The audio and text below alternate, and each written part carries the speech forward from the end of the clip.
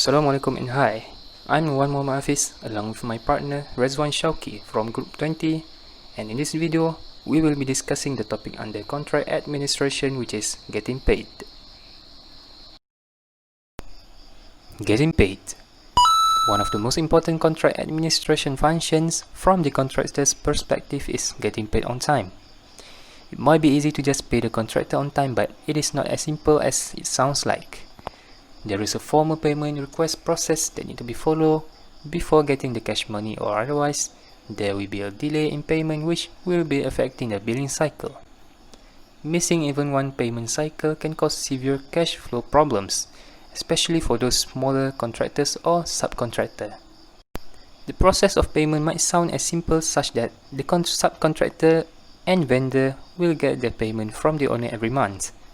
But in reality, the contractor are in essence fronting the money to the owner, covering as much as 30 to 60 days of bills and expenses for work completed, before receiving even one payment from the owner. This is the illustration of the 30-day billing cycle. When the work is completed, the subcontractors and vendors will submit their bills, then the payment request will be issued. After receiving payment from the owner, then the subcontractors and vendors are being paid. Moving into our first substantive slide regarding the flow of money. As you can see, the money starts with the lender, and then it trickles down to the owner, to the general contractor, and it ends with the subcontractor. But the payment process doesn't start and stop that way. Well before the money flows, the payment process begins, and that begins with the subcontractor and goes up through the GC, up through the owner, and ultimately concludes the lender. So, to discuss document flow, the construction loans for lenders are very similar to a line of credit that can be drawn against as desired. As construction funds are drawn, the balance and interest due rises. Draws are typically submitted monthly, but can be arranged on a bi-monthly basis or as needed. And most loans have a specific set number of draws included and paid for. If additional draws are required, the lender or fund control agent may require additional fees. The primary difference with a construction loan is that the funds must be requested in the various forms of draw requests, which we'll go over, which must be supported by invoicing or documentation, canceled checks, other type of proofs of payments. Next, let's see the payment request process. Every month, the contractor will need to make a payment request to the owner, which consists of 3 specific documents: the schedule of values, pay request continuation sheet, and application of payment. Project manager or contract administrator will be responsible to compile payment requests and receive all bills from subcontractor and vendors, also payroll data for self-performed work by 20th of the month. It is to make sure that they meet the submittal deadline. After that, the payment request will be submitted to the architect to review it, and if nothing is wrong with it, the architect will recommend the payment request to the owner, and then the payment will be received around 10th of the following month. But if something is wrong with the payment request, the architect will need to send it back to the contractor for revision. If this happens, it will result in missed payment, giving financial hit to the contractor. But still, the contractor needs to pay their subcontractors and vendors anyways, because if not, it will be a burden to them. That is the case within the contractor. Sometimes, we see the owner itself are late with their payments. This is also resulting in the same burden to the contractor. Here is the example of late payment effect on the contractor.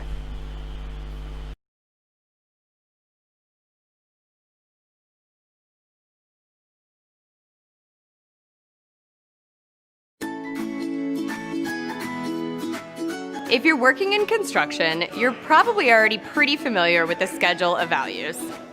A Schedule of Values, or SOV for short, is a start-to-finish list of work items on a project and their associated costs. All these work items and their corresponding values represent the entire project from beginning to end, as well as the entire contract price. So practically speaking, a schedule of values is used as a management tool in monthly pay application processing. Construction payments are made according to the values and timetables set forth by the schedule upon completion of the work items. It's a good indicator of how the job is progressing, and then it helps with tracking expected costs versus actual costs. On some projects, the schedule of values might be very detailed. Different aspects of work may be divided into small portions and then priced according to each specific piece of work.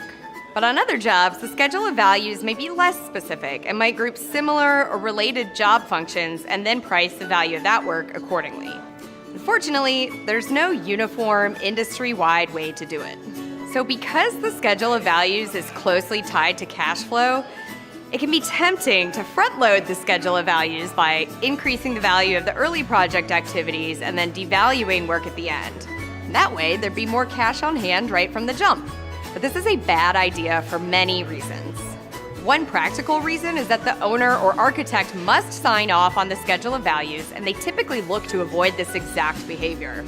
And it won't look good if you're caught trying to fudge the numbers for your own benefit. Furthermore, if a payment issue arises, it might be difficult to explain why payment applications don't line up with the timing of payments being released to others down the payment chain. There are a whole slew of other potential issues that can arise from failing to prepare the schedule of values correctly and accurately.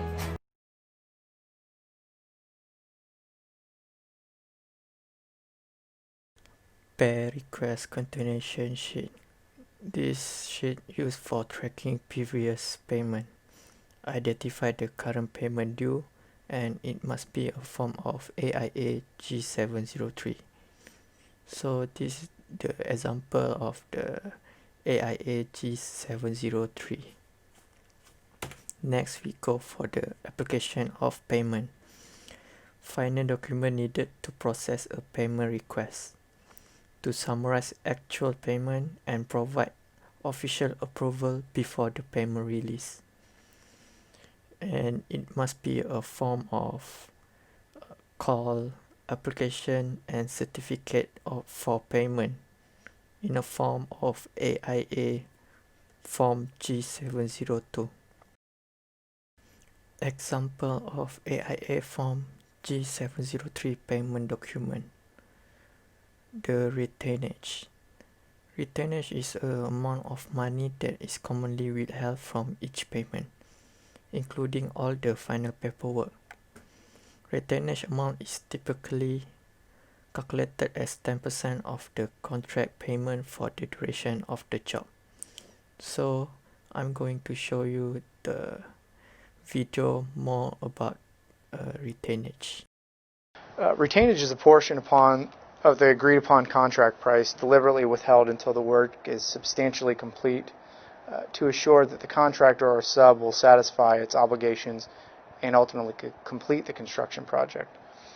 In other words, retainage provides incentive for the party performing the work to properly complete the work. 10% is typically industry standard with respect to retainage.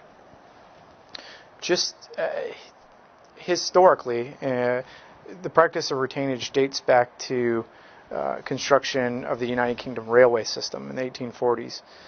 The size of the project increased demand for contractors, which led to the entrance of new contractors in the labor market.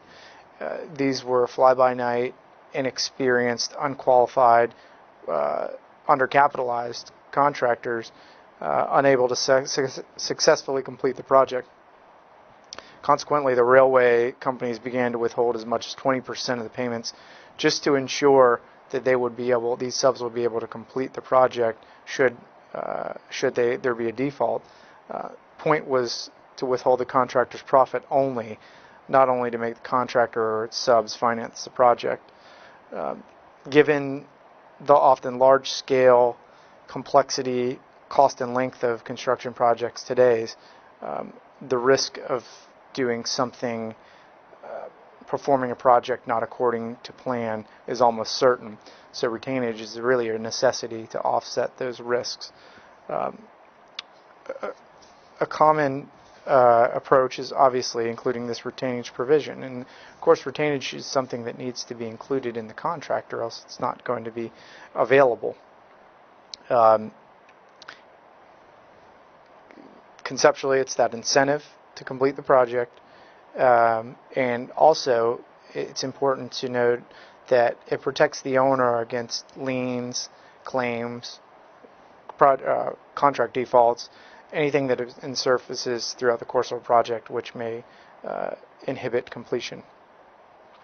More so now than ever, owners and contractors use this as a source of financing the project. Contractors typically will seek to withhold a lot more retainage than a greater percentage that is being withheld from them. It's important as subs to make sure that the retainage held is not going to cripple operations and cripple ultimate profit margin if it's ultimately needed to be offset. And for contractors, retainage needs to completely address risk. Same thing for owners. Next is the final process. Paperwork and final submittals must be delivered to architect. Then the final payment will be released. All contract documentation need to complete. Thank you.